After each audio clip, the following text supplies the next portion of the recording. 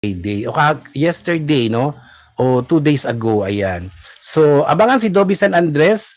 Makakausap po natin siya ng live via video call.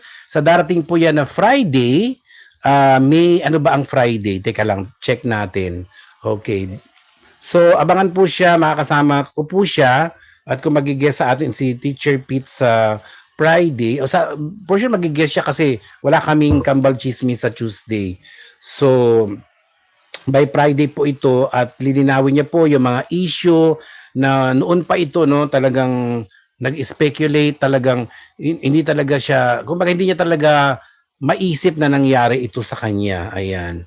So sa darating po yan na May 8, makakausap po namin live direct from Canada via video call si Dobby San Andres, ang social media personality na ako po ang kanyang publicist dito sa Pilipinas. At si Dobby San Andres po, siya po ang tinatawag na Lady in Red.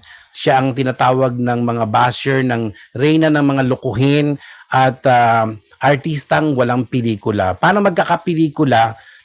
Sinunog na nga nung direktor, ginastos nung direktor na pinagkatiwalaan niya na nagpakilala through sa messenger na ganyan, na employer siya po ng ABS-CBN at siya po ay nagde-direct ng teleserye sa ABS-CBN. Sino hindi maiinganyo?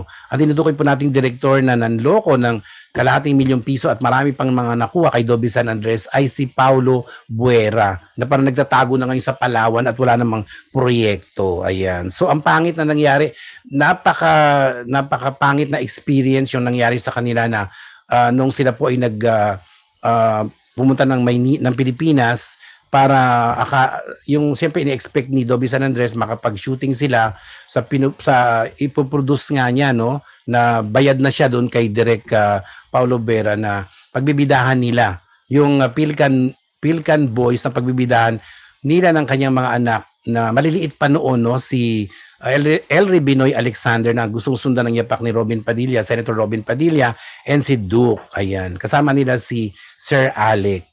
Ayan. So, magkukwento si Dobby San Andres sa nangyari sa kanila, sinapit nila doon sa tinuluyan nilang condo na studio type na walang aircon, walang kama, na pinahiga sila sa sahig, na nasa banig lang sila, ganyan. Samantalang yung director na yon na sila at si Dobby San Andres na nagpagawa ng kwarto, ganyan. Tapos may aircon, may kama, 'di ba? Ang saklap ng sinapit ni Dobby San Andres sa Pilipinas, especially yung kanyang mga anak na hindi naman sanay sa mga ganon. Sa Canada, may aircon ang bawat kwarto nila, 'di ba? Tapos siyempre nagka-phobia yung dalawang bata. Si Dobby San Andres naman nagdulot ng matinding trauma sa kanya ang sinapit niya sa kamay ni Paulo Buera. Ayan. So abangan po siya sa darating na Friday sa Issue Claro. At yan po yung i-interviewin po natin si Dobby San Andres via video call direct from Canada. Ayan. Saka baka makausap din natin si Ross Daniels. Ayan. Okay? I love you all and magpapaalam na po tayo. Teka lang pala, kantahan natin si Madam Cynthia. Baka magtampo.